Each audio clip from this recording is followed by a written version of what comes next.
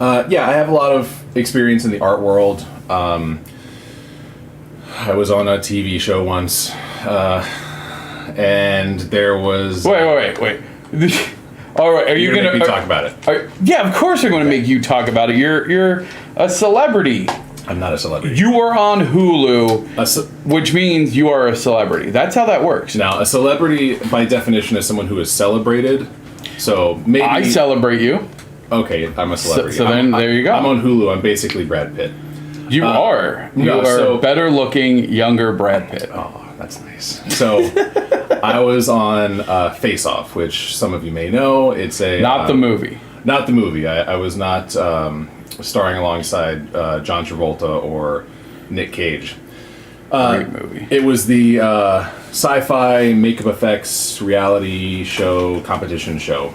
And you can watch it if you want. I don't think it's a great representation of me. Cool. I have a whole story about, how the production went and everything. We didn't always see eye to eye. But regardless of any of that stuff, I started playing Upland in April of last year, 2021. And I found the UPX podcast. Apparently people have trouble finding it. I found it pretty immediately. I think I just went on the podcast app and searched for Upland and found it, started listening. And I heard Too Stupid to Win say that they were looking for a editor. And I had just started a podcast production company, business, technically. So I reached out and said, hey, I can do it for however much.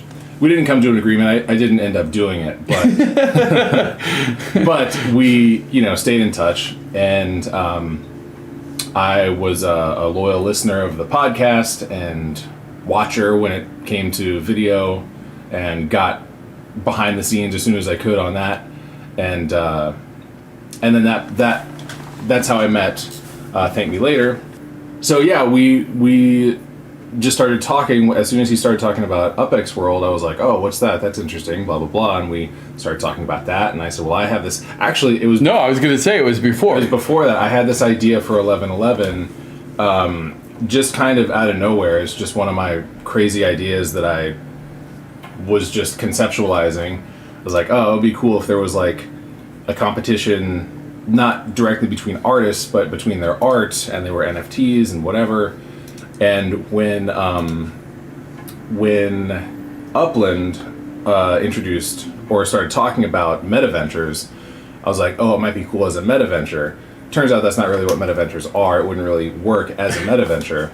But when ThankMeLater started talking about UPX World, I was like, oh, that might be cool. And he said, yeah, it might actually work really well in UPX World. So that kind of brings us to where we are today in our journey of conceptualizing and starting to build and flesh out 11/11, which clearly is still happening. Yeah. So tell us, like, what... I mean, obviously, so you have some experience in competitive art situations with Face Off, which gave you, I think, probably a unique view of the space. What from that experience, or just in general, inspired you to go, hey, you know what? I think Web3 would be a cool place to have a digital art competition. Well, so the concept of 11/11 definitely does share some DNA with Face Off and is indirectly inspired by that. I mean, of course, it was a big thing in my life, and so it couldn't be something that has nothing to do with it, really. But it just the concept of pitting artists against each other is... That sounds... Go ahead. It's something I really like and something I really don't like at the same time. Oh, okay. Because it's cool to see, who produces the best stuff. But it's also like, we were, for Face Off, we were essentially kidnapped and taken away. Like our phones were taken away. We couldn't talk to anybody. We couldn't leave the house unless we were in the van going to the soundstage or the shop or whatever. And it was like you really had to make a commitment to just leave your life behind entirely to shoot the show. I feel like Liam Neeson should be involved at this point. Yeah, like he was, like the producers were always fending him off from rescuing us. But so that was happening behind the scenes. Yeah. We never knew. That's how serious they were about producing the show. Yeah, so I like the idea of kind of having the cream rise to the top, allowing the best to kind of reveal itself as the best. Yeah. But again, so things I like, things I don't like. I don't really like that being up to 3 judges because even though they are professionals, they know what they're talking about for the most part, but they have their own agendas and whatever. And like, if you watch the show on my season, it's Neville Page, who did the creature design for Godzilla and a bunch, the 1997 Godzilla, and a bunch of other stuff. I'm not personally a huge fan. And, so you gave him a plug, only to be like, so he does this stuff, but honestly, I'm not a fan. Well, I'm going to tell you how they judge in a second. Oh, okay. And then V. Neal, who did Beetlejuice and Edward Scissorhands and a bunch of Tim Burton stuff. And Glenn Hetrick, who is the owner of Optic Nerve Studios, and I can't name anything off the top of my head that they did, but I know they did a lot of cool stuff. So, anyway, I'm on season 10, if you must know. So basically, you show your work, and Neville Page is like, I'm smarter than you, and here's why. And Glenn Hetrick is like, here's what's good, here's what's bad, and here's how you can fix it. So he's actually, I think, the best judge. So like constructive. I mean, that has come par for the course. You have like one like feel good judge, one actually constructive judge, and then one Simon, right? Like that's the formula. Yeah. So I don't like that formula. I mean, it's fine for TV. People are always like, ooh, what's that judge gonna say? But this is not a televised event. This is, I mean, it's public. Anybody can go take a look at what's going on with it, but it's not made for TV. It's not like, basically I want that attention that would otherwise go to the judges to go to the artists themselves. And I want those decisions to be made by the community. So I want people to decide for themselves, amongst themselves, what is the coolest stuff? What do we want to see? What kind of work do we think is valuable? And then they vote that stuff in. And then so I guess we can start talking about the anatomy of 1111 with the array and the pyramid and everything. Yeah. So basically, all right, so we are making some changes currently to the whole concept of it. So the root concept is the same, but one key change, and we've closed submissions for now while we sort all this out. And don't worry, it will get sorted out. But one key change is that we're not going to require all 12 pieces to be submitted at once. So you can submit... So why don't we start with this? So there's 3 primary aspects to the 1111 experience. We'll keep it simple because I know there's some auxiliary things that are in discussion, but the 3 primary pieces are the array, the pyramid, and the guild. Yes. Okay. And so we will be the plan is to launch the array November 11th. Yes. So that is what you're currently taking submissions for. So let's talk, and we'll save the conversation on the guild and some of the other stuff for later. Okay. And so for this part, let's talk about the array and the pyramid, because those are really the core pieces. Yeah. We might tease the guild, honestly, because those VIP suites are pretty sweet. Anyway, I'll get ahead of myself. I get all excited about it. Yeah, we have some cool stuff planned. It's the 1111 system in its entirety is actually a lot bigger than what you kind of see at the very beginning, and it's designed to grow as it goes, and then eventually after about a year it will kind of be complete, and then it will continue in that cycle. But so to begin with, you have the array, which is so if the 1111 building, which is where the pyramid is hosted, if that's the gallery, the array is more like a record store where you're flipping through crates looking, just like, oh, what's this? You're just kind of looking through to see what you like. And if you see something you like, you can buy it. Everything is at a standard fixed low rate to prevent any kind of... this is where you start to get the feel for who's going to move up to the next step. Okay, so now when we talk about this, what chain... Tell people about the chain that you're building on. Yeah. So we're building on Wax. So the initial piece, which is your cover piece, which is shown in the array, that will be minted on Wax, available to buy in the array.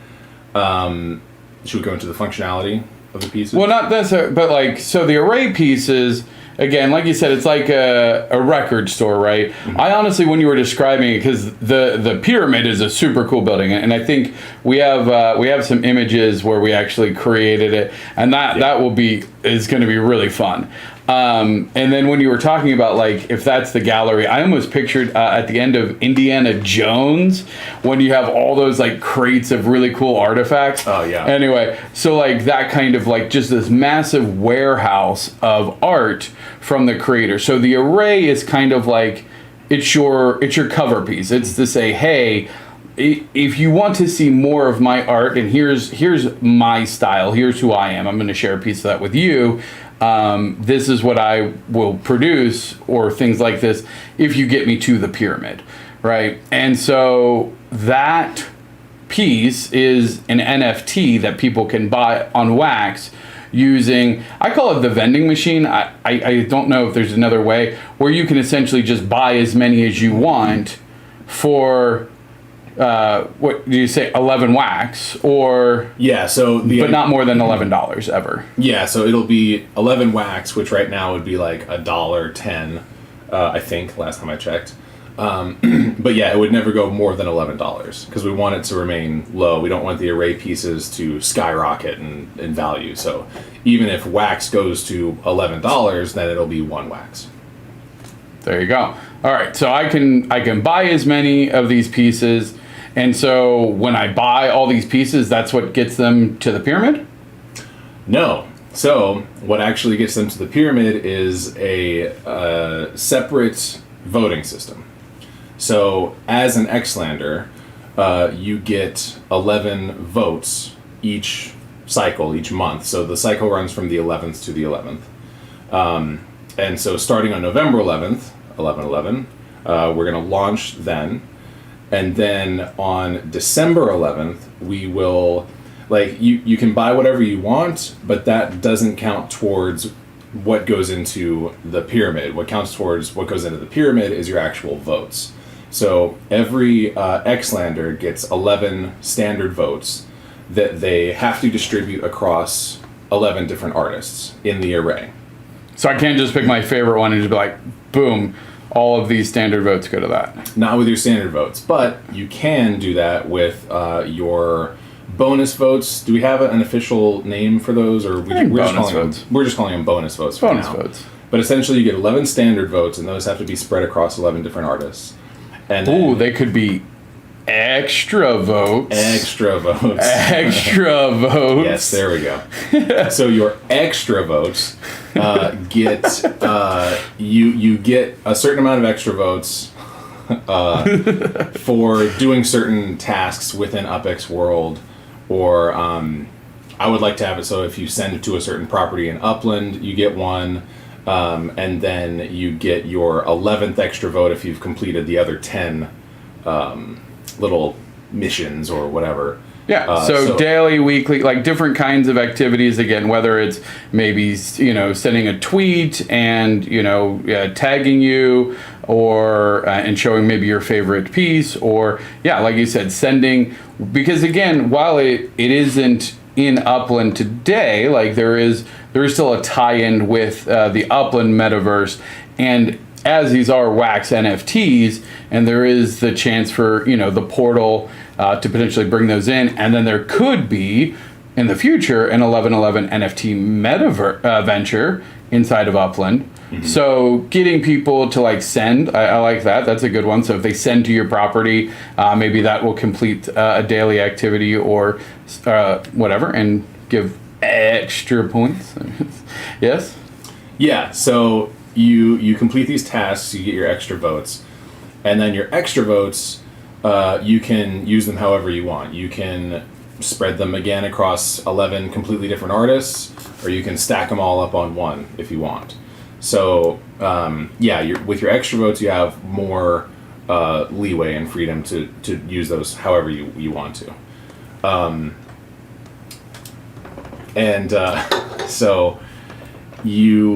That is how and they count the same towards a vote, towards getting an artist into the pyramid. So a vote is a vote. A vote is a vote. A standard vote is a vote. An extra vote is a vote. Whatever top 11 artists with the most votes from the array at the end of that 11th to the 11th cycle are the 11 artists that get their first pyramid piece displayed in the pyramid. Very cool. So starting November 11th, the goal and the plan will be to have the array open so that way people can start purchasing these array pieces through Wax.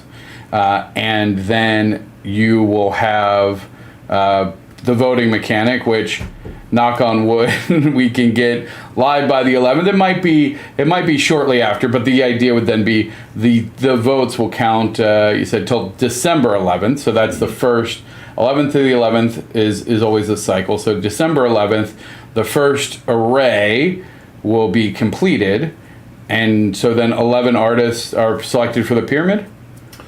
Yes. So the top 11 artists with the most votes, they go to the pyramid, and then the pyramid cycle starts. Okay, so that's very cool, for sure. I think maybe we'll talk about the pyramid now, and then we'll go and we'll tell people a little bit about how they can submit their art and what that process is. And then I definitely want to touch on the utility that obviously the collaboration between 1111 NFT Gallery and UPX World is going to bring utility and, as always, decentralized revenue streams. Yes. And distributed revenue streams. So let's talk a little bit about the pyramid. So now we have 11 people. They're at the bottom of the pyramid. 11 pieces of art. Go from there.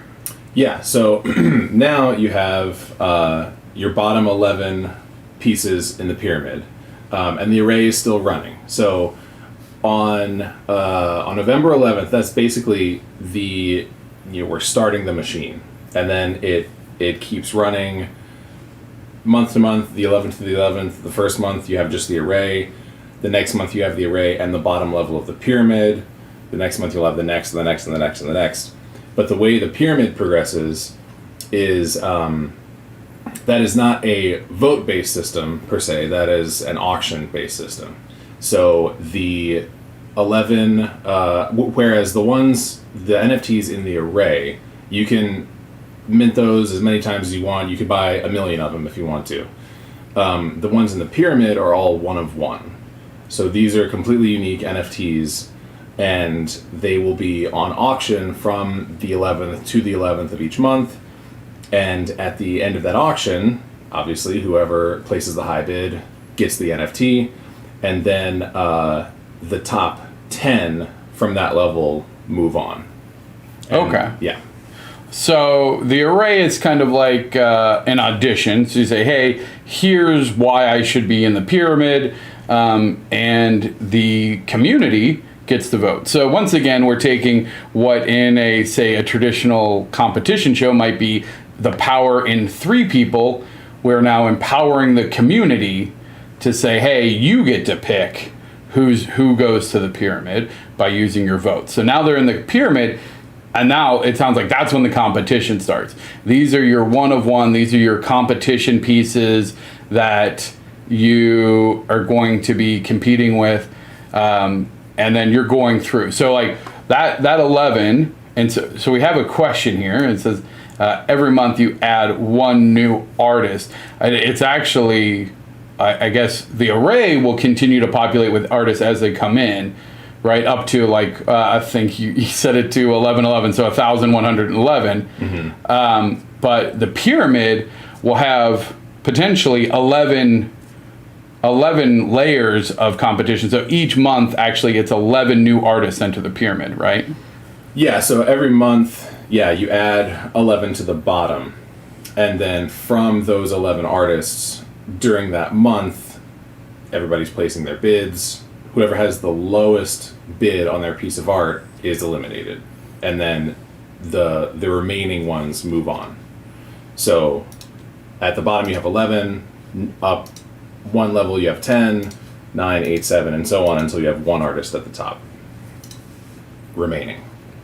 Gotcha, okay. So that's cool. So in December we'll have just 1 layer of the pyramid, and then January we'll have 2 layers. By the end of the year, you'll have the entire pyramid. Essentially, that's when the machine is in full swing. Yes. Right. So every month you'll have, what is that? What's the math? Who wants to do the math? 66 pieces? Yeah, so by the time the pyramid is filled out, you'll have 66 individual pieces by 66 individual artists in the pyramid. Very cool. And so there'll be different levels. Again, the new cream of the crop versus, and then the people that have now, when you get to that top, that means you have been participating every month for a year. Mm-hmm. Like, that is an accomplishment. Yeah. So that's going to be really exciting to watch. Yeah. So the old way that we were going to do it, I mean, old, like yesterday. 24 hours ago old? Yeah. The way we had planned to do it was to collect all of these pieces up front, just so that we have it and we don't have to worry about, getting the next piece from the artist. But,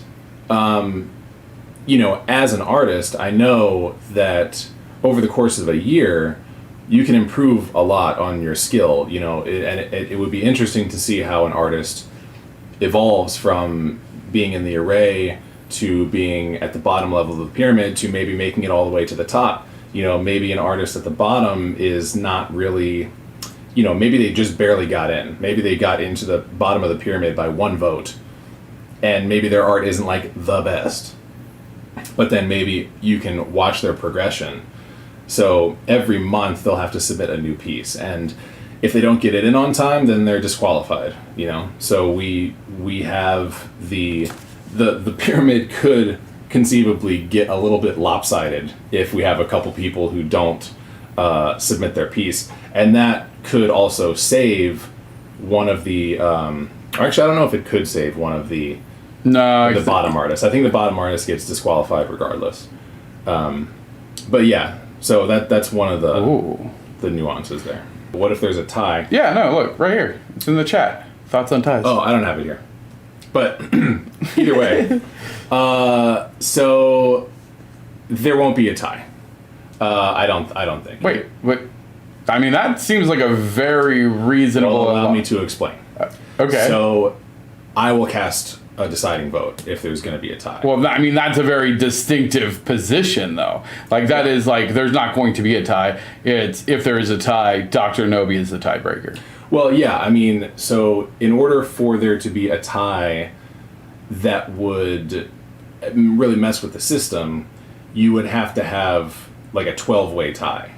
So no, you just have to have 10 people that are ranked, and then your 11th spot is tied. That's very common. That is exceedingly common. Well, okay. Like it really, like even just a tie of two people, bottom two. Then we go to sudden death. We have them actually fight each other physically. We buy them each a plane ticket. We book like a Thunderdome type event. Oh, sorry. Is this against terms of service or whatever? Sorry. Thunderdome? I think you said Thunderdome. No, we will we'll cross that bridge when we come to it. I see it being extremely unlikely. Ninja style. I like that. I think we do a crossover event with the Hyde Park Ninjas, and it's a battle. You take your Xlanders into the town square and duke it out. Yeah. Yeah, so in the event of a tie... That's a good question, though. Yeah, I don't know. We'll see. We'll have that figured out before it begins, though. No, good question. Thanks, Dad. And please, this is... So part of this is a AMA, and I know that we opened up an AMA channel. It's kind of late in Discord, and we'll take a look there as well for questions. But please, if you have questions about this as we're explaining it, there are a lot of nuances, and DrKnowby and I have been heads down on this for, I don't know, like 4 days straight, just pounding away at different angles and ironing out again and listening to the feedback of the community, because we are going to talk about submissions next, which I know I saw on Discord had some really good dialogue. And I'm very interested in kind of that perspective, because it's a new world, not to sound too cliche, in art. But look, I don't want to get ahead of myself. So let's talk about, okay, so now we understand, like that's the basic thing. The array is kind of your audition. People vote. You can buy lots of these like rookie cards, so they're cheap, collectible, tradable, and we'll talk about other utility here later. And then you have the pyramid, which is the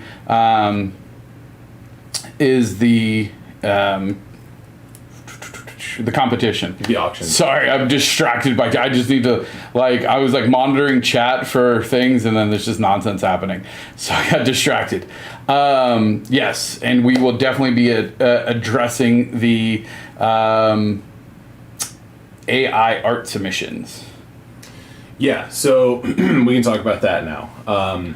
So there was a bit of discussion in the Discord channel, which if you are not on the 1111 Xperience Discord channel within the UPX World server, go ahead and join there. That's where I'll go in there at least once a day and see what's going on and answer some questions. I decided to save that for the stream today since we're doing that today. But, so let's see. Somebody said... Oh, wait. So are you going to talk about the actual submission process, or... Well, okay, so we can talk about that first. So Yeah, let's talk about the submission process, because this is going to be important, because there is only, 30 days now? 35 days? 35 or 6, yeah. Yeah, and so really you probably want to, submit it in the next 30 days. So there's about 30 days to get in your submissions, so that way we can make sure we have everything prepped. Yeah, so basically you just need to submit one piece for the array and one piece for the pyramid. The array piece can be something that you've posted like to Instagram or Twitter or something.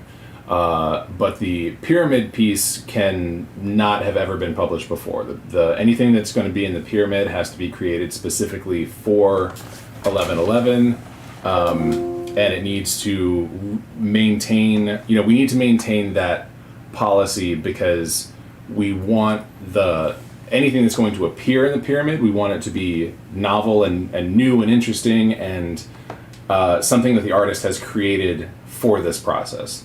We also don't want people speculating on which piece from their previous portfolio is going to show up next. We want them to be interested in the new art that's coming out from this artist whose work that they like, rather than looking through their old work and thinking, oh, I think that one's going to be next. Sure. Which, I mean, honestly, that makes a lot of sense given that it's a competition, right? Like, I can't go to the Great British Bake Off with a pre-made apple pie. You know, that would be great because my apple pies are delicious, but you need to be able to perform under pressure. Like, you're in that hot tent. Sorry, I like the British Bake Off. But yeah, like, I think that makes sense because, yeah, it's a competition, right? So all of the pyramid pieces are unique, never before seen art from these artists for the competition of the pyramid. That's correct? Yeah? Yeah, for sure. Cool. And so for the submission process, you'll be required to submit your array piece, and if it is a previously existing work, that's okay. For the pyramid piece, we're going to require progress shots. So whether it's a physical work or AI-based, which we'll get into, there's more to talk about there. But whatever it is, you have to submit 3 progress shots as well as your final piece so that we can see that this is really something that you are doing and you didn't just last minute, I'll find this obscure thing online and submit it, you know. Gotcha. Yeah, so progress shot. So it would be much like, I mean, I think I saw some competition shows during the height of the pandemic where it was just like you had to like record yourself for certain segments of that show. So much like that, you know, it's, wow, I don't think you're asking anyone. Well, I think there is some video requirements for physical art. Yeah. But like if it's digital art, I think just a couple snapshots. And that's outlined in the terms, right? Yes? Yeah, or at least it will be. It will be, yeah. We're getting all this sorted out, yes. Sure. But yeah, so if it's digital work, just, I mean, best case scenario, if you really want to prove this is your work, you can like film yourself doing it or like film the entire process, like a time lapse of, you know, beginning to end or whatever. That'd be cool. But really just a few screenshots during the process. Yeah, and I think that this is important for a couple of things because one, you know, while this is a competition, it's geared towards, you know, kind of, and correct me if I'm wrong here, like the artist that's maybe just starting in their career or an artist that's been around but is trying to get into digital, or, you know, this isn't for the person that has 100,000 Twitter followers, right? These are for more, this is an amateur competition that to help them grow. So those kind of things can also be great content for and I'm talking to you, the artist that might be submitting for this. This is great content for your own social media as well. Those progress shots showing it, like that's good exposure for yourself as well to show off your skill.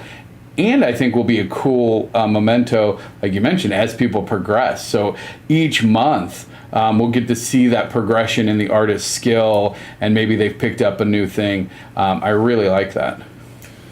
Yeah, so in addition to your progress shots, you'll need to include your legal name, which I know that a lot of artists like to go by a pseudonym, which is fine.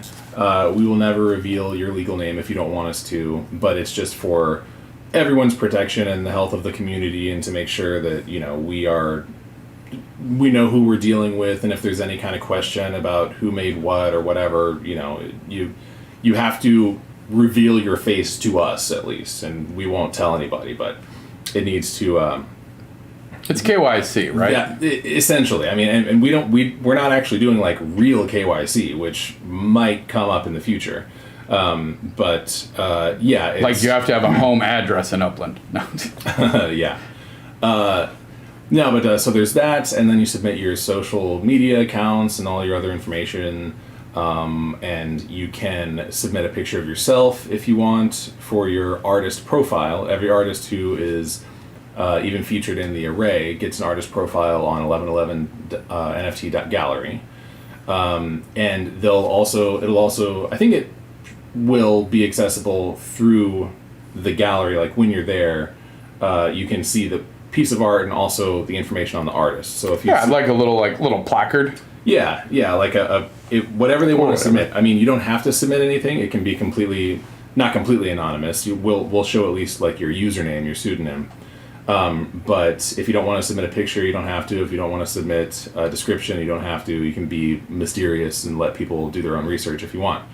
So there's that, and then what else is in the submission form? I think that's it, other than like just agreeing to the terms, which we can also talk about. Yeah, so I mean that's going to be your standard, like no copywriting material. Yeah. It can't be a previously sold at all, especially for the array piece. All the pyramid pieces will be unique. We did have a question come up here in chat. So we can't use anything we've just made if we didn't take progress shots. Robzilla wants to know. Well, I don't know. I think we can talk offline, Robzilla, like because if you've been you are one of the you've contributed a lot to UPX World. The progress shots are to ensure that there is like these are creations by the people, not just whatever. So I think probably let's take that offline because I think you're probably in a very, very small minority because I don't think many people have started their portfolio. So let's talk offline because I think there's probably other ways to verify that work is indeed your own. Okay, so Shacklin says, should I address some questions? Yeah. Okay. Shacklin, and I assume I'm pronouncing that correctly, says, I'm confused about when the submissions number 2 through 13 get revealed inside the pyramid. Maybe I missed that part. So the submissions, so pyramid submission number 1, you have your array piece, which is, I guess, technically submission number 1, though it is submitted at the same time as pyramid piece number 1. So let's just say pyramid piece number 1 is revealed. Then pyramid pieces number 2 through 11 get revealed only if you make it all the way to the top and you're not eliminated at all. But so the cycle runs from the 11th to the 11th of each month, and then all of every artist except for the bottom selling one goes on to the next level. Yeah, so it's an elimination style. So like 11 artists start, and let's just talk through one cycle, and then so that there'll be a month of auctions, and then the top 10 move on, right? And so then their next piece, and the way now with it is that at the end of that, those 10 artists will be notified to say, hey, congratulations, you've made it to the next level of the pyramid. Please submit your next piece of work. So then those 10 artists will submit their next work that will be put into the next actually, I've now confused myself because it's actually all 11. When you get into the pyramid, you have to automatically do your... Let's start over. We're gonna have images, and it is once you see it, it makes a lot of sense. All right, so here it is. You got the array. The top 11 get put in, and that means their pyramid piece, which you have to submit with the array, gets revealed. Once you make it to the pyramid, you're at the auction. You have to create your next piece for pyramid level 2. Now, you might not make it to pyramid level 2, but you are required by the first of the next month to submit a piece for pyramid level 2, right? So everybody submits those. So now we have 11 pyramid level 2s, but only 10 of them will actually make it to the next level. One gets dropped off. When you make it to level 2, again, each month you're going to be asked to say, okay, if you have to give us another piece for the next level. So you're going to create one piece a month for as long as you're in the competition. And so by the end, only one artist will have created all 11 pieces and sold them. Technically, 2 artists will have created 11 pieces. One person will create their number 11 and not be shown. And yeah. So yeah, in order to prepare for the next level, you have to have your piece submitted, your next level piece submitted by the first of the month, so that we have that time in between the submission and then the reveal of who actually made it to get ready to mint the NFTs so that they're already in the next level. Yeah, and don't worry, there's going to be calendars and visual representations and lots of communication around these timings. Yeah. So that is all good. Again, so the array piece, and Shacklin wanted to know about, oh, actually, this is a good question. So NFT architect, does the artwork need to be an NFT before it's submitted? So. No. In fact, it should not be. It can't be, yeah. So. Good question. Yeah, and I know that this is kind of a sticky subject for some people because technically 1111 is the creator of these NFTs on the blockchain. So when you submit your images, you are giving it to 1111 completely. Like 1111 owns it now. But the reason that 1111 owns it is so that 1111 can have the control that it needs in order to run this whole system. So we mint the NFT, but within the metadata, the artist is credited. You know, it's not like Johnny Leftwich made this. No, it's like whatever info you submitted in your submission form, that all gets put in the metadata. Well, not all of it. The private stuff doesn't, obviously. But yeah, the NFTs are created and owned by 1111 with the artist credited in the metadata, and then when the NFT sells, we then go back to that artist, and you know the wax comes to 1111. We take an 11% commission, and then the artist gets 89% of that initial sale. Yeah. So, and I think because one of the things is what's your wax address. So you have to have a wax address when you submit. Yes. Yeah. So you submit your wax address in the submission form. That's one of the things. Yeah, and this is really good. And so what's nice about this is, like, if you're an artist who's never made an NFT, and I mean, it's not an overly complicated process anymore, but this will allow for consistency in the creation and templates, etc. And it's just one less thing you have to worry about. And you get 89%.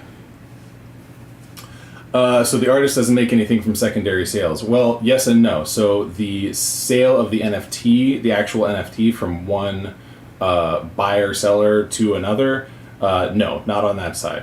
But the purpose of these NFTs in the system within UPX World is specifically so that the artist does get secondary revenue on in-game item sales. Which we will definitely talk about. Let's see here. So real quick, I wanted to get Shacklin says, I think I understand. So all the pieces are supposed to be the same general idea, like an art series. Is the array supposed to be representative of all others? I think the answer is it can be either, right? I think your array piece can be either a representation of your style or just like your, hey, look at what I can do. I don't know that it's required to be, and I know because Shacklin and I won't share. I'm not going to share. I'm really excited for your son. Like, you know, if it has a theme, that might be that could be a selling point. Is like, hey, I want to get more of this theme from this artist, but is there a requirement to have a theme or something like that? No, and so with the I keep saying old system of 24 hours ago, when we were requiring that all of the pieces be submitted at once, there was kind of the assumption that there would be some theme. But if there wasn't, that's okay. And so what it said in the submission form was to give an idea of what your portfolio contains without being too specific. So the example that I gave was, don't say image 1 is of a purple and green centaur and image 2 is of a yellow and blue unicorn. Like, you could say something like, this is a collection of colorful horse-based mythological creatures. So you have to be very careful about, like, don't give anything away, like, don't describe what it is. But that's kind of veering off from your question specifically, so your question is about the theme of the portfolio. And it can really be whatever you want in terms of theme, as long as it's within the terms and guidelines and all that stuff. Yeah. Okay, cool. Yeah. So we have a lot still to go. So we're probably going to run over just so everyone knows. Yeah. I definitely want to touch on the hot topic. So now when we're talking about submitting this art, right? So let's talk about what kind of art can I submit specifically for the pyramid. So for the competition, when it's everything, but for this competition, tell us a little bit about the requirements and boundaries on that. Okay, so I think what we're veering toward is the AI question. So I think there's AI, there's physical, there is photography, and then there's like traditional. Yeah. So this is where I'll pull up what was brought up in the Discord. So initially, what I was thinking is, we'll allow photography as long as there's no copyrighted works in the photograph, and if you photograph people, you need to have the applicable model release forms and all that stuff. In the art world, there's a lot of, for being kind of such an amorphous, imagination-driven space, there's a lot of law that really governs all this stuff in kind of particular nuanced ways. So initially, the idea was allow the photography within certain bounds, and we're not going to allow AI art at all, because the AI question is, if 10 people go to, let's say, Midjourney or whatever, and just type in hot girl, and then they get whatever it gives them, and each of those people get a slightly different thing, or Halloween's coming up, jack-o'-lantern.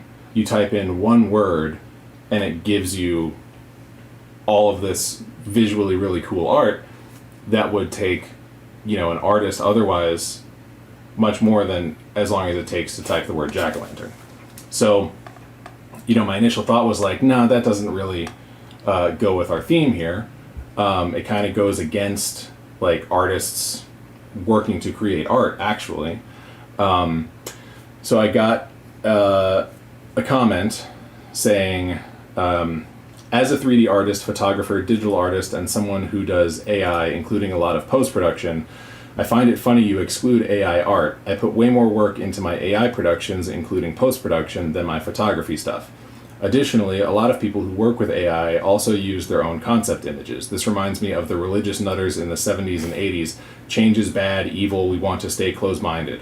Sadly, like NFTs, you're going to get many, many productions of those just out to make a quick buck who put little to no effort in their production and call it art, and they give others a bad rap.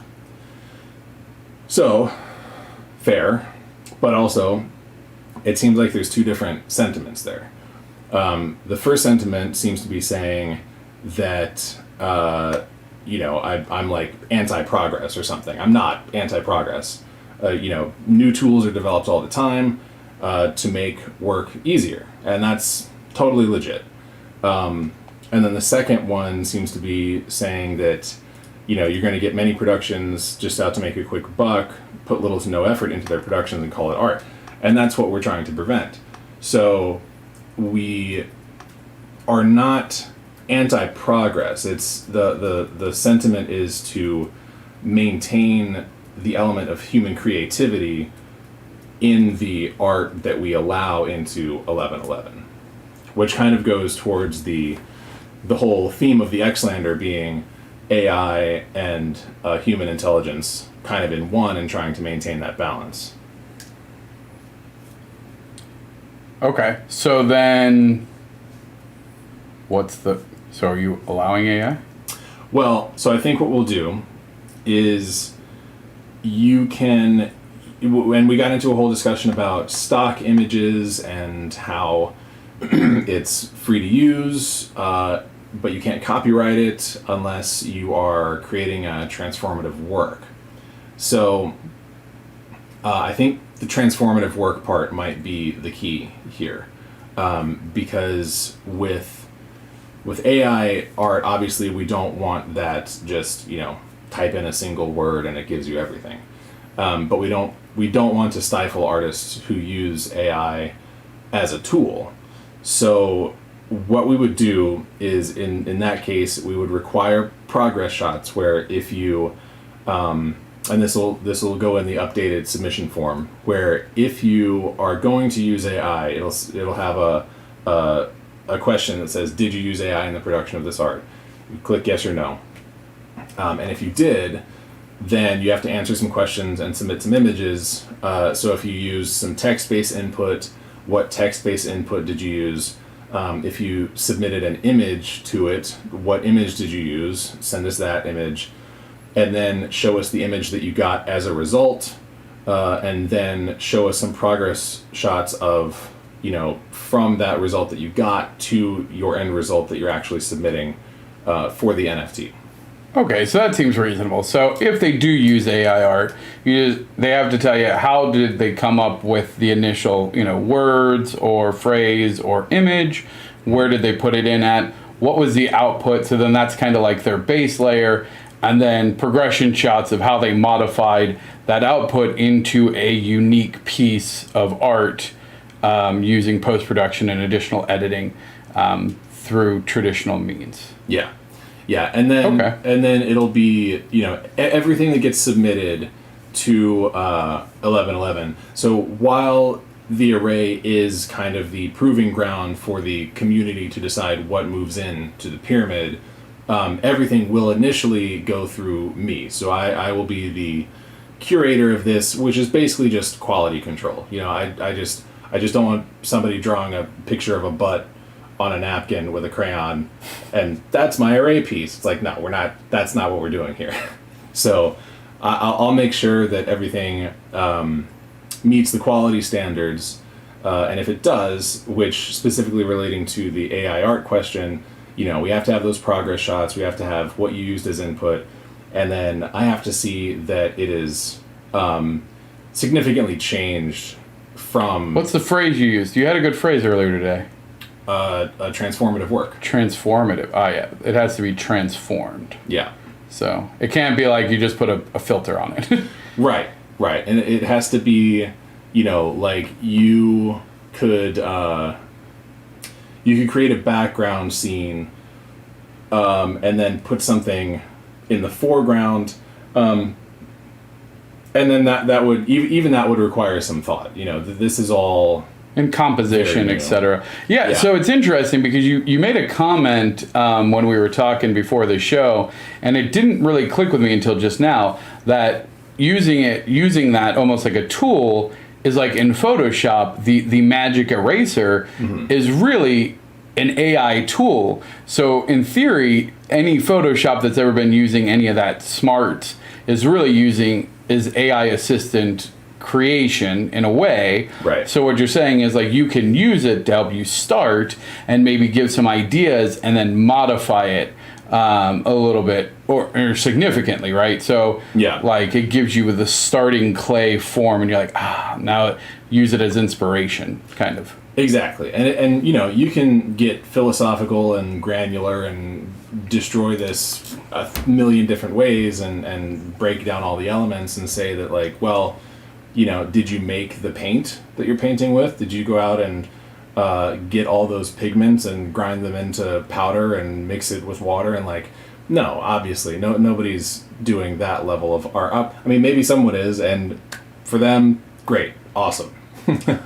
And I'm sure that art is very valuable to certain people, but other people just don't care about that. So it's the same thing with AI stuff. It's like, what level of input, like human input, are we requiring here? And again, that's very much kind of the Xlander theme. We're struggling to maintain our humanity in an increasingly digitally ruled space. So with the AI art stuff, it's just a question of, where do we draw the line? How much human input do we require? And yeah, tools like the magic, like the background remover even is AI, and spot remover, or like smart replace or whatever that is, where you can just grab this and paste it over there and whatever. But there's a point where it starts to feel more like a commissioned work, really, than a tool that you're using. So you can say, oh, this person is the tool that I used. Like, well, you're calling them a tool, first of all, which is not very nice. But also, that's not you. You didn't do that, So it's a lot of nuanced stuff. And the law is very nuanced as well. Like, if you look at the terms of service for a lot of the AI tools, they're all different in certain ways. Some of them say, by using this tool, you are granting all rights of ownership to us. Some of them say, by using this tool, you are waiving your copyright. You can't copyright this. Some of them are saying, if you pay us, you can copyright it. So, and then there's the whole next level of, well, what does the government say about it? What is the actual law here? And people are like running around like chickens with their heads cut off trying to figure all this stuff out. Yeah. No, I think this is amazing discussion, and is critical, I think, in the juncture of art in general. I love the analogy of like AI and human coming together, much like Xlander. So if you have more questions on this, please go to Discord, have a lively discussion. This is exactly the kind of dialogue we want to have. DrKnowby will have the submission forms and details up hopefully in the next 48 hours. And then I know we are at time. However, there is I feel like a really critical piece talking about revenue streams. So yes, we talked, that the art is being created as NFTs by 1111 NFT and sold through that. And then the proceeds of that initial sale, 89% are going to the original artist, and then 11% is to 1111.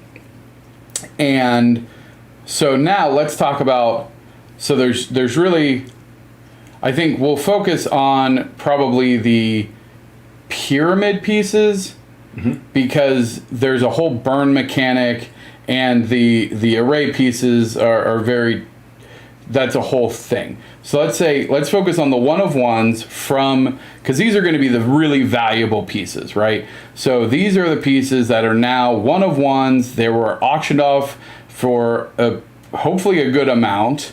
And so let's talk about that. Yeah, so the pyramid pieces, the value proposition for those, and the array pieces to an extent, but we'll talk about pyramid pieces. Yeah.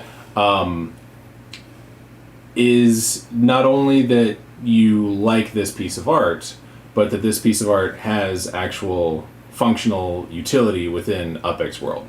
So if you win a piece of auctioned art at the pyramid, which is the only art at the pyramid, then you now own the right to revenue streams that come from the purchase of in-game items created using that piece of art.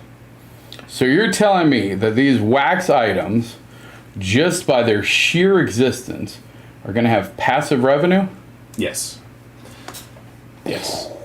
Yeah. So if you own that piece of art, then that passive revenue, so whereas you pay to buy the piece at auction in the pyramid, 89% of that goes to the artist.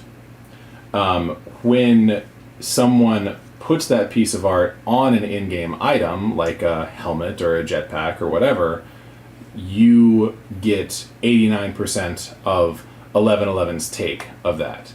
So what the gamer is paying gets split between UPX World and 1111. What 1111 gets split between you, the owner. You get 89%, and then 11% comes to 1111, and then from there 1111 gives 6% of that, or no, well, 6% of the total that comes in to 1111 goes to the artist. Yeah, so let's use some real numbers. So everybody's getting cut in. So here's how it works. So there's going to be, well, we've now, I think, are we good on the official name? So you might have heard us talk about the gift shop. It is the official name. Here it is. Wait for it. It's good. The originator, which is, I know you're like, what? There's the originator and the replicator. We're not going to get into the replicator today. We will talk about the originator. The originator, so each experience will have its own originator. Think of it like a gift shop. So there'll be the 1111 experience originator. You as a player will go there and there will be a list of form factors. That's t-shirts, helmets, backpacks, car skins, building skins. Going to be a ton of form factors. Those are all dictated and kind of managed by UPX World. So let's keep it simple, a t-shirt. And let's keep it simple and say that in this scenario, we're using UPX as the premium currency for this. So you go, ooh, I'm going to go to the 1111 experience originator. I want a t-shirt with that piece that just won at auction because it is super cool. So I go, okay, a t-shirt costs, the base is 100 UPX, cool. And now I get to select from all of the art that has been sold from 1111 to print onto that t-shirt. So let's say I go, ooh, I really like this piece of art. I'm going to put it on this t-shirt. And let's say that costs 100 UPX. These are all example numbers, not finalized at all, nor is it definitive that it's going to be UPX. But this is just for example purposes. So at that point, anything that the form factor costs, that goes to UPX World. So in this scenario, UPX World gets the 100 for the t-shirt, done. The experience owner, and this is important because all the experiences are going to have very similar opportunities with their core NFTs. The experience owner who had that will then be issued the 100 UPX. Now, the way that DrKnowby has decided to split that out is 89% will go to the original NFT holder. So that's whoever won it at the pyramid, they will get 89 UPX of that 100. From there, there's two other cuts. There's DrKnowby's cut, which will be 5 UPX, and then there's the original artist cut, which will be 6 UPX. Now, we haven't talked about this because it isn't part of the actual game forefront, but behind the scenes, you will actually be issued an artist proof. And we haven't figured out exactly what that looks like, but it is essentially saying you were the artist of this piece. You will have your own NFT linking you to that piece, which will then give you revenue from all in-app purchases made using your work. So that is how you generate passive income for yourself as an artist. Also, you now have a digital asset which, if it becomes popular, could be very valuable in its own rights, because at any point, since it's true ownership, that's what layer 1 is about, true ownership, you have the right to say, well, hey, I'm going to sell my artist proof for $500 because I want a bigger piece of money now. I'm not worried about the ongoing revenue.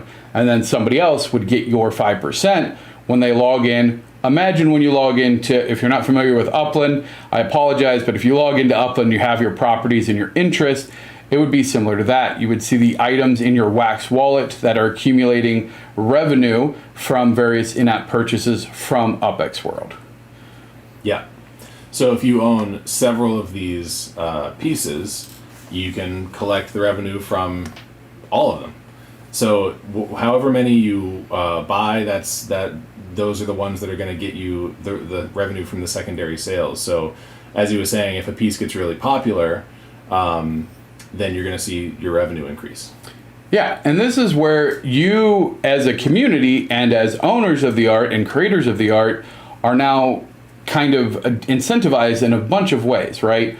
First of all, for creating and buying, but also promoting, right? So if you make a really cool piece of art or a really cool t-shirt or accessory, you might want to show it off on your stream or on your social media and go, holy cow, you got to get this. How cool does this look?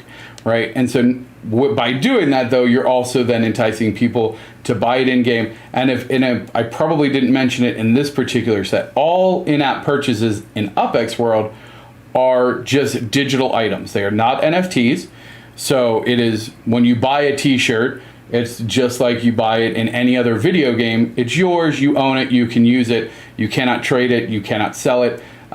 We do not want to dilute the value of the NFTs. That's kind of a core component. All in-app purchases will be backed by one or more NFTs. That's kind of a core principle of UPX World, and any revenue distribution will be done so through NFT ownership. So for instance, and we haven't really discussed this too much publicly either, even UPX World, I will be issuing UPX World, say for that form factor of the t-shirt, there will be an NFT that backs that, that will then track the revenue to say, yep, when there's an in-app purchase, that gets tracked against that NFT, which is a cool way to do kind of like tracking of in-app purchases, as well as then showing value of those layer 1 assets. Yeah, and even 1111 will have a curator NFT. Oh, yeah. So I guess that's a good point. So as Xperience owners, all of our Xperience owners who are going to be getting so there will be an 1111 Xperience NFT, which will be issued by UPX World. And so again, not necessarily through the game. We're not selling it. It's not in the game. This is back end accounting. Will be issued to an 1111 NFT. So theoretically, if he didn't want to get the revenue from it, I guess he could sell it. That would be, if someone offers me $1 billion for 1111 as a business, that would come with it. That would be the asset that essentially, think of it like when someone purchases an in-game item,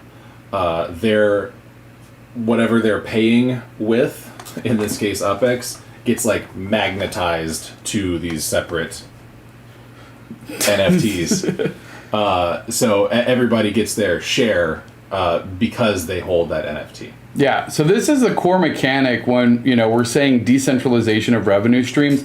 This is what I'm talking about. So these revenue streams are not being siphoned into individuals or, a single company. They have distribution among multiple NFT holders. We are then adding value and revenue opportunity back to those layer 1 assets through this distribution process.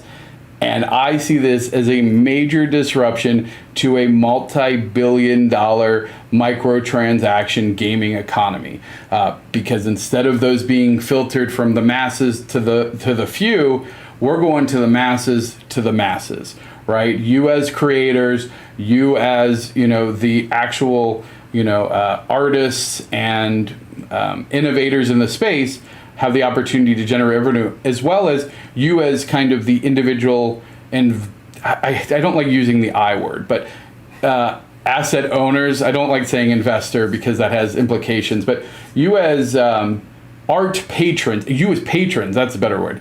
You as patrons of the art who are supporting these independent artists will also have opportunities to generate revenue streams for yourself. So, hopefully you buy the art because you like the art and you want to support the artist, but also because you could actually make some money off of it. I don't know many NFTs that can pay themselves off like that without doing, and here's a key differentiator, because you go, oh, there's plenty of NFTs that you can stake and get, tokens of whatever, but that's fake tokens. Really, like, that is generating the game, the platform is just pushing out fake tokens to try and balance out tokenomics to get enough momentum to kind of self-sustain it, the program.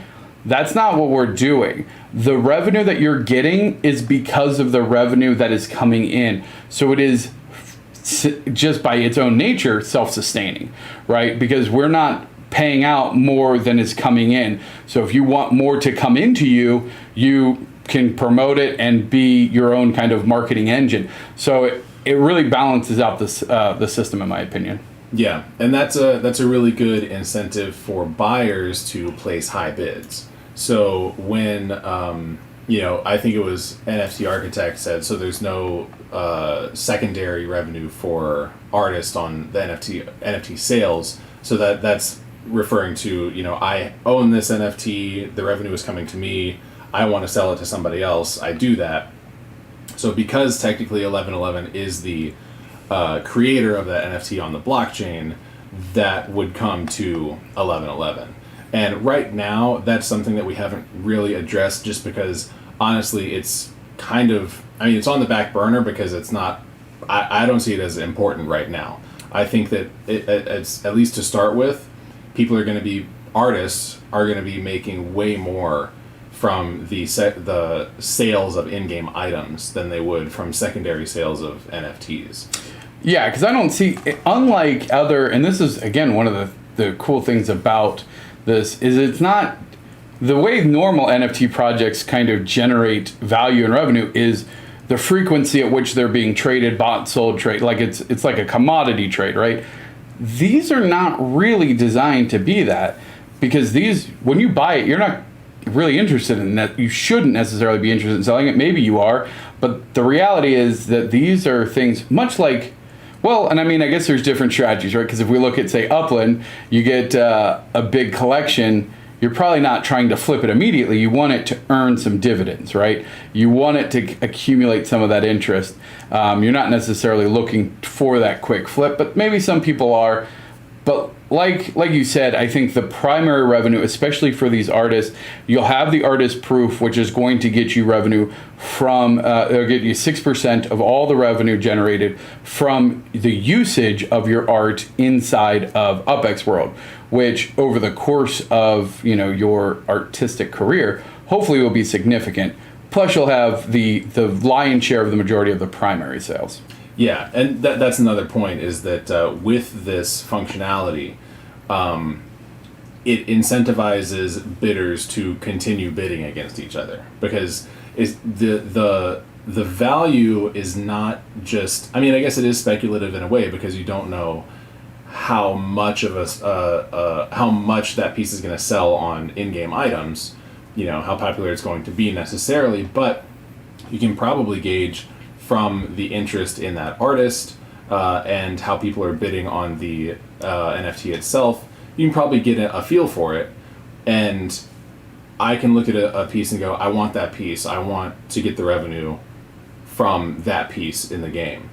And so somebody else is probably looking at it saying the same thing. They're going to place a bid, and you'll have a bidding war happening. And so the initial sales of the NFTs, I think, will more than make up for any kind of secondary sales of the NFTs, like anything that you would miss out on there. And I would say that you would probably monitor that, right? So, like, if for some reason the secondary sales were just incredibly high, because your mission is to empower these artists. Yes.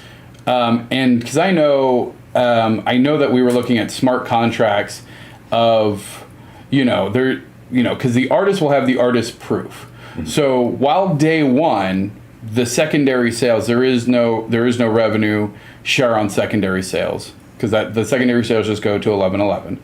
I think if you, and I don't want to speak out of turn here, but I feel like if you saw the in-app purchases were getting $10 a month, but secondary sales on the art was getting $100 a month, which would be crazy, but then you might reconsider, okay, how do we make sure that the artists are taken care of? Yeah, and as we're starting out, that like I said, I really don't think it's going to be significant. If it does turn out to be significant, then that's great, because then we can bolster ourselves and kind of use that to strengthen the business. But yes, moving forward, once we're on our feet, and if we see that that is significant, then we'll start to cut artists on that too. Yeah, in on that too. Yeah, because I think there should be a way, and I don't know, because I don't develop the smart contracts myself, but linking the two NFTs potentially, the artist proof and the original, the actual art. I wonder if you could monitor secondary sales, and I don't know. I'm sure that there. Yeah. If you are a wax smart contract guru, please contact us. We would love to talk to you and pick your brain on all kinds of stuff. All right, so I think that was really good discussion. I'm very excited about the ongoing revenue potential and just the whole process in general. And we haven't even got to, okay, so the guild. We've spent so many hours talking about this stuff. It's a big concept, but it's going to be great. It's going to be so much fun. And I'll give a little bit, man. So the guild is essentially like the highest, well, it's not like, it is. It's the highest grossing artist from the pyramid. So whoever as you go up the pyramid, the highest grossing artist will get a spot in this guild, which is like, the best way to describe it is like this really cool nightclub art gallery after hours kind of thing. And there's going to be a lot of mechanics to it, but one of the big ones is there's going to be VIP rooms, so each of the 11 artists get their own VIP room. They'll be able to decorate their room. We're working on the logistics on how they'll be able to pick out different furniture and style their rooms, and then we will auction off tickets, like a ticket pack, to that VIP room for the monthly guild event, which is an 11-hour party on 11/11 from 11 to 11. Although you'd have to figure out what 11 to 11, I guess. But yeah, there's way more to it, and it's super cool. It's this giant nightclub that lives on the top of the 11/11 pyramid, and oh boy, that is going to be like, I'm probably just, I really am like, I think we just live stream 11 hours, just turn on Twitch and just walk around in UPX World, like checking out these VIP rooms, interviewing people. Like it's going to be the party every month that you're like, dang, I got to get me one of these VIP rooms. Yeah, it'll be an event and an experience. Right? Experience, we can't keep saying that. We're gonna lose meaning there. But it's so when he says each artist will get their own VIP room, that's not to say that it will be, they will be in the VIP room and that will be their VIP room. It will be their VIP room in the sense that they will design the that's a good room. Yeah. And they'll have the option to, so these will be auctioned off similar to the pyramid pieces. There will be an auction for these VIP rooms, and if the artist chooses to, they can create a new art piece that will come with the VIP. Oh, I forgot about that. Oh, I wasn't going to give all the spoilers. Well, okay, sorry, spoilers. But so there's lots of exciting things to come. Yeah. Yes. So as an artist, you are incentivized not to just progress well in the pyramid, but also achieve heights to get into the guild, because that is going to be additional revenue opportunity through creating this VIP room and experience that will be auctioned off to art patrons, as well as, like you said, there might be an opportunity for you to submit bonus work that will be part of that goes with the room, and so that would elevate the value of that room significantly. You get, not only do you get the room for you and 10 of your closest friends, you also get this exclusive piece that was never been seen, never been released, never going to auction, just for you. Very cool stuff. I am very excited. And one more thing. So if you are, so the determining factor in what artists are in the guild is the highest selling artists ever from the pyramid that month, and it's determined on a month-to-month basis. So if 1 month we do, okay, who are the top 11 highest selling artists from the pyramid of all time, the next month those stats might change. The next month they might change again. In fact, they probably will. So once you're in the guild, you're on the list. You're like you're part of the guild forever. The question is whether you're active or inactive in the guild as one of the current top 11 highest selling artists. And so, like I said, we make that determination month to month. And so if you are one of the first 11 artists in the pyramid, you are automatically in the guild. Which is so cool. Yeah, so this is kind of like the incentive to be on the Genesis vessel in UPX World. If you're in early in 1111 and your art gets picked for the pyramid, you are forever in the guild. Which is so, like, that is really, really exciting. So that means even if you get eliminated first, you're going to be in the guild because it's 11 people and it's the 11. You're technically part of the top 11 grossing artists at that point. Yep. Shackman has a great question. Can artists have more than one submission in the array each month? No. So Yes. your array piece is just one, and I think we have there's a lot of mechanics that go into this too. But I think what we landed on is that if your piece stays in the array for 11 cycles without making it to the pyramid, or no, did we do the where? This is so many elements. I think, okay, so the standard votes will accumulate. Well, let's not go into that. Because we're still working on the voting. More to come on that. But the short answer is, as an artist, you can only ever have one piece in the array, and if you're in the pyramid, you cannot have another piece in the array. Yeah. So you can only be active in one part of this experience. You cannot have a piece in the array and the pyramid. Once you are eliminated from the pyramid, you may then resubmit for the array. Yeah. And so when you make it to the pyramid, minting, like the unlimited minting on your array piece, closes forever. So if you want to get that artist's array piece, you have to be there when it's in the array, because once they get promoted, you can't get it anymore unless you're getting it from somebody secondary. Yeah, and we won't even go into, so that's a whole other can. That's a whole nother. We got to save something for the next show. So we'll talk more about the array pieces, which are going to have a whole burn mechanic. So it's completely different than the one of ones. It's really, really cool. And we will also go into more detail on the guild and Hall of Fame. There's a bunch of really cool things that we still have to talk through and get to you. So this has been awesome. I appreciate DrKnowby. Thank you so much for joining us. Thank you to all of the fantastic questions and participation. If you have further questions, please, on Discord, there is an 1111 Xperience channel. DrKnowby monitors it regularly and will answer any questions that come in through there.